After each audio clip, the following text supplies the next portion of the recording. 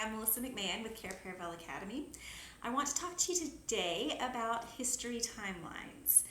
Now, I have seen a lot online of moms doing a lot of the work for their kids' history timelines, and I want to encourage you to stop. This should be something that is your child's work because it is what is going to be their expression of what they have learned. It is part of their narration, and if you are making copies of different historical figures and telling them exactly where they need to put it on their timeline, they've done no work. You have done the work.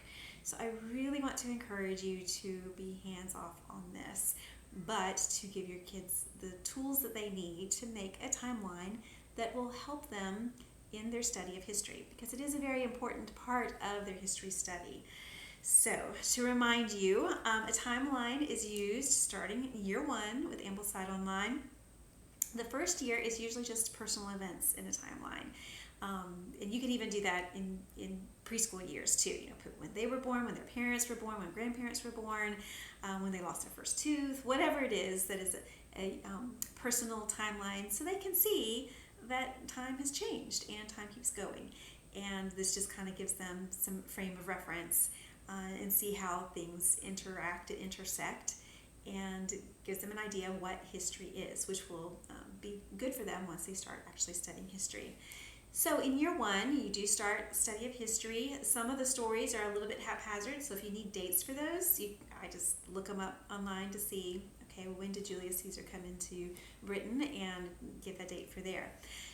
What I do is the child narrates, and then I say, this is a history reading, so what would you like to put on your timeline?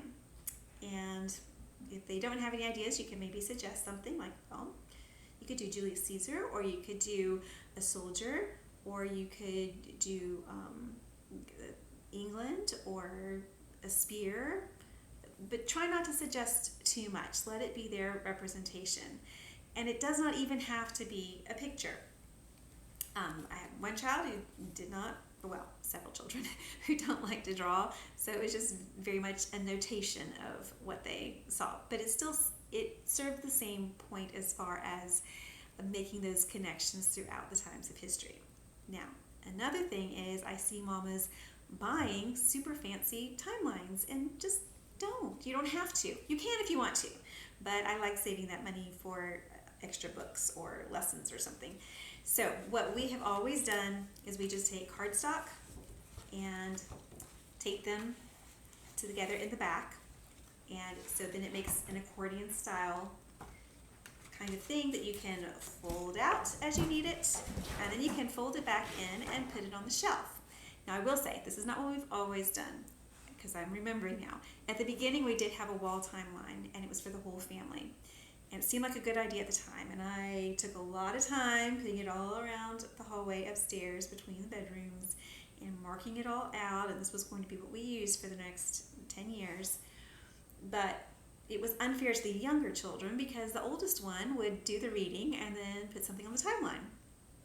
And so there was nothing for the younger ones to put on the timeline. So I realized that, and so gave them their own timelines to do that.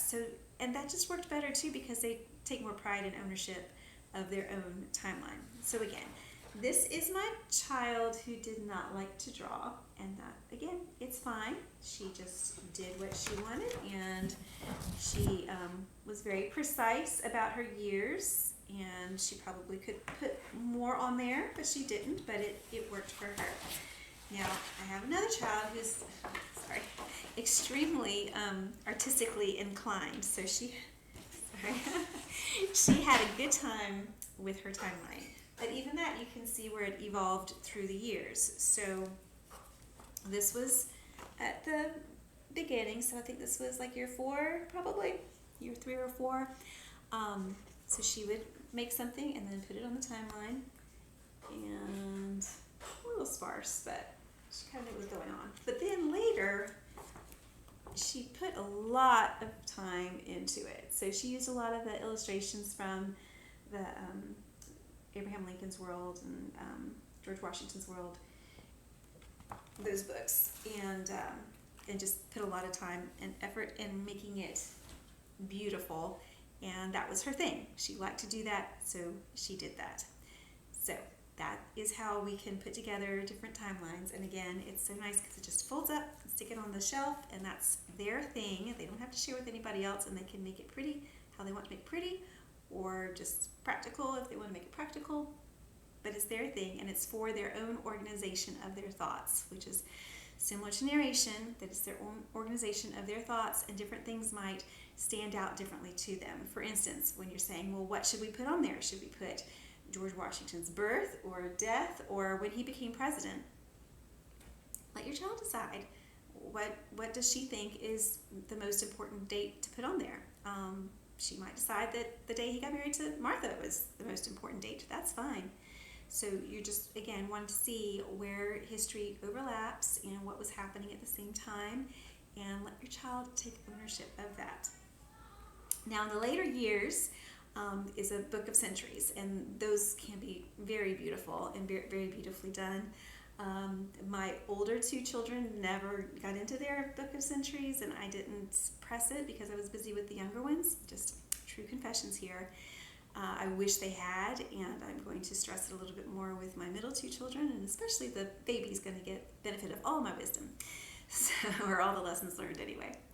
So that is something that begins in the upper years and is more comprehensive. So I just want to give you a visual and to encourage you not to interfere too much. Let this be an expression of your own child's narrations and what they deem is important from the history, and let it be theirs because it is their education.